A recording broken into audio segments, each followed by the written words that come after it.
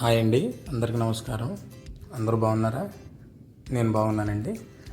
ఇవాళ ఆటో బాడుకు వెళితే ఒక చోట ఆ ఏరియాలో ఈ చింత చెట్టు ఒకటి కనిపించింది.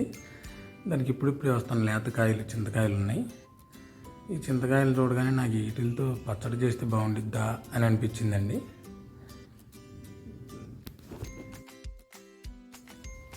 ఈ కాయల్ని ఎట్లా కోయాలా అని ఆలోచించి బాగా కాయలు ఎక్కువగా ఉన్న కొమ్మ దగ్గర నా ఆటోని ఇట్లా పెట్టేశాను. ఇంకా ఆటో పెట్టేసి ఎక్కి చింతకాయలన్నీ కోసేసానండి నాకు కావాల్సినంతవరకు. చూడండి ఎలాగా.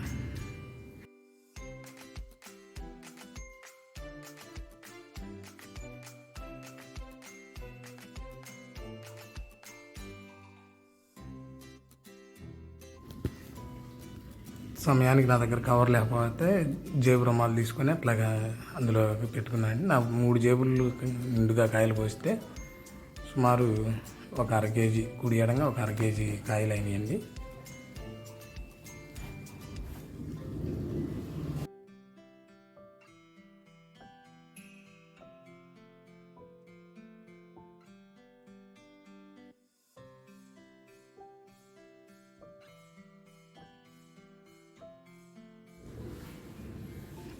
ఈ కాయలను ఇట్లా మూట కట్టుకొని ఇంటికి తీసుకెళ్ళండి. ఇంటికి తీసుకెళ్ళిన తర్వాత పచ్చడి చేసి చూపిస్తాను ఎట్లా చేస్తాను ఏంటనేది.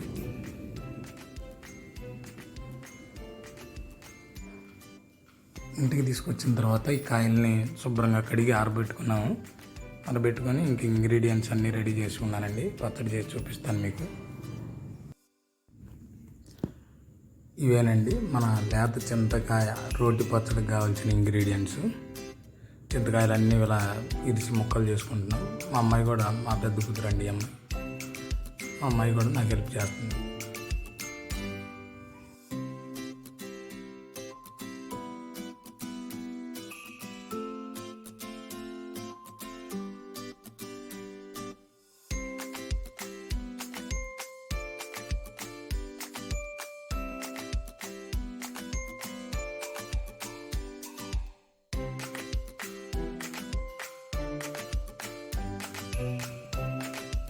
ఒక్కసారి ఇంగ్రీడియంట్స్ గమనించండి. పచ్చిమిరపకాయలు, ఎండుమిరపకాయలు, వెల్లుల్లిపాయలు, జీలకర్ర, పసుపు, ఉప్పు, కరివేపాకు, కొత్తిమీర, మెంతులు, ఆవాలు. ఇంతేనండి. ఈ మాత్రం సరిపోతాయి. ఈ రోటి పచ్చడికి బాగుంటుంది కూడా.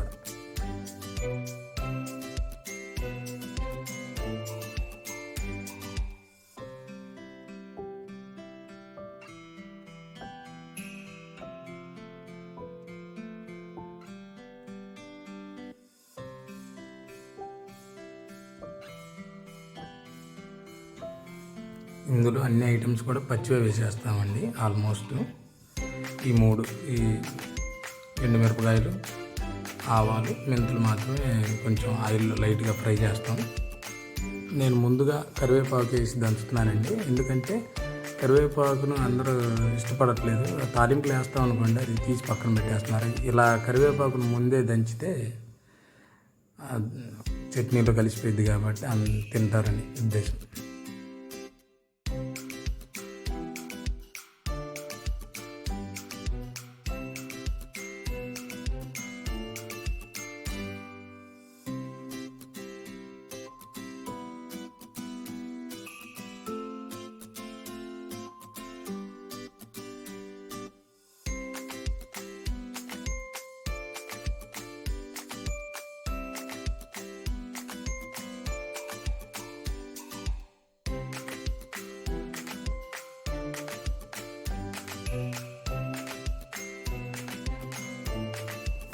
దోరగా వేగినటువంటి ఎండుమిరపకాయలు, ఆవాలు, మెంతుల్ని ఇలా దంచుకొని పొడి చేసుకోవాలండి.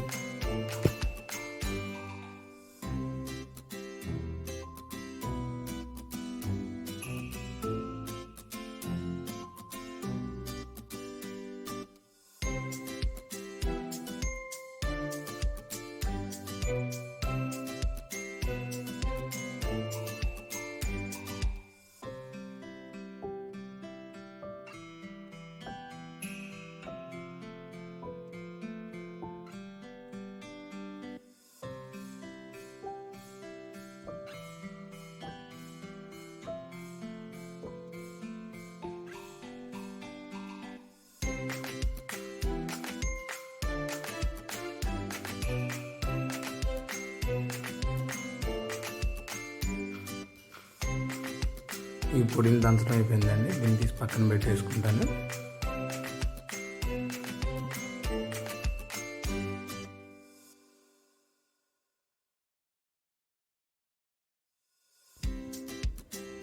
తర్వాత నేను జీలకర్ర తీసుకుంటున్నాను అండి. జీలకర్ర కూడా పచ్చిదే దంచేస్తున్నాను, ఎందుకంటే పచ్చి జీలకర్ర దంచినప్పుడు ఆ ఫ్లేవరే వేరేగా ఉంటుందండి. ఇలా ఈ పచ్చి జీలకర్ర బాగా మెత్తగా నూరి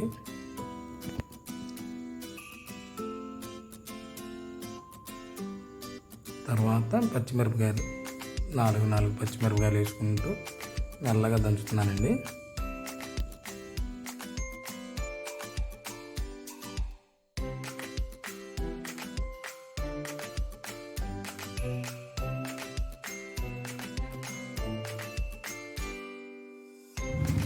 ఈ పచ్చిమిరపకాయలు నూరేటప్పుడు చాలా జాగ్రత్తగా ఉండాలండి. పొరపాటున కంట్లో పడిందా ఇంకంతే, మంట మామూలుగా ఉండదు.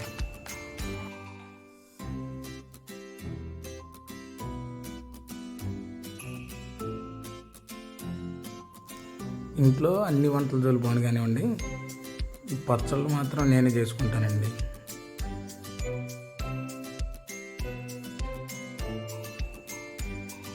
ఈ రోజులు కొన్న తర్వాత ఒక 150-200 సార్లు పచ్చడి నూరు ఉంటానండి ఇందులో నేను.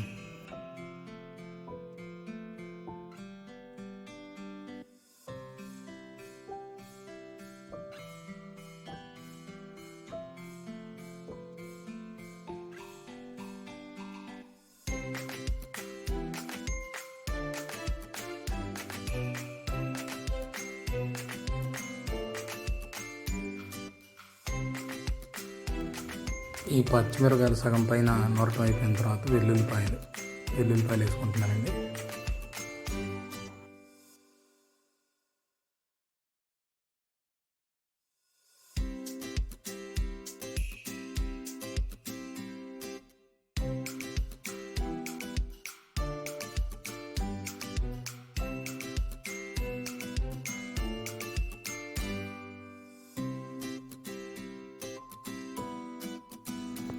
పచ్చిమిరపకాయలు నూరటం కూడా అయిపోయిందండి.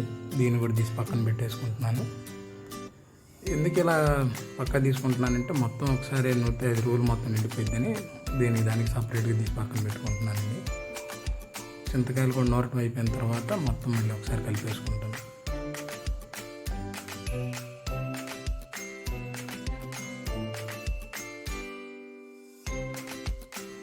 ఇంకా ఫైనల్గా నేను మన మెయిన్ ఇంగ్రీడియంట్ లేత చింతకాయలను ఇలా గుప్పిడితో పూసుకొని దంచుకుంటానండి.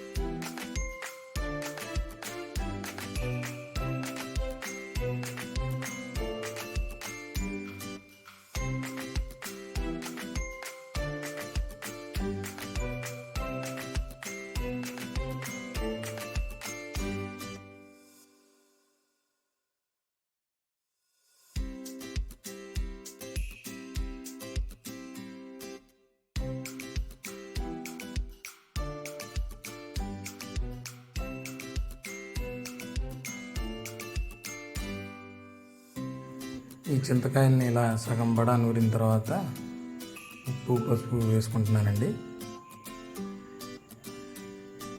ఉప్పు కొంచెం బాగానే పట్టిద్దండి, బాగా పుల్లగా ఉంటాయి కదా చింతకాయలు.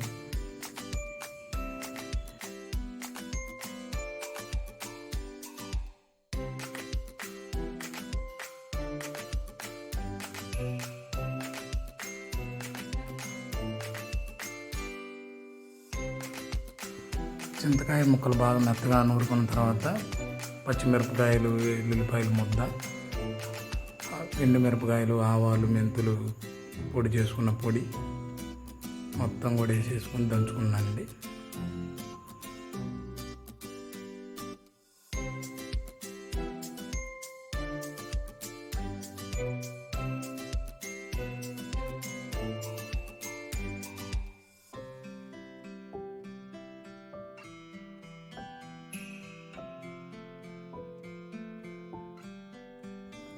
ఫైనల్గా ఇంకా కొత్తిమీరతో ఫినిషింగ్ టచ్ ఇచ్చేసానండి మన లేత చింతకాయల పచ్చడికి.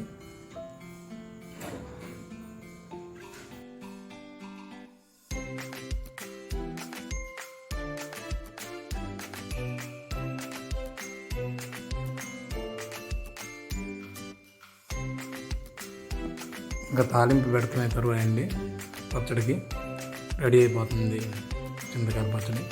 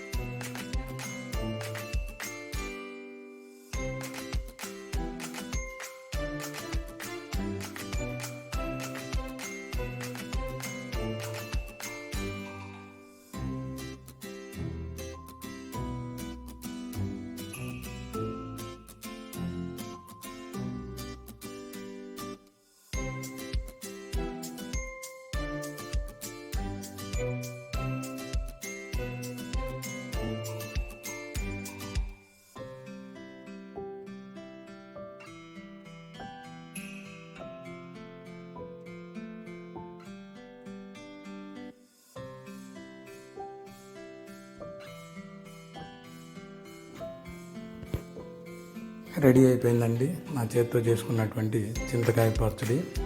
చాలా బాగుంది, టేస్ట్ నెంబర్ 1గా ఉంది.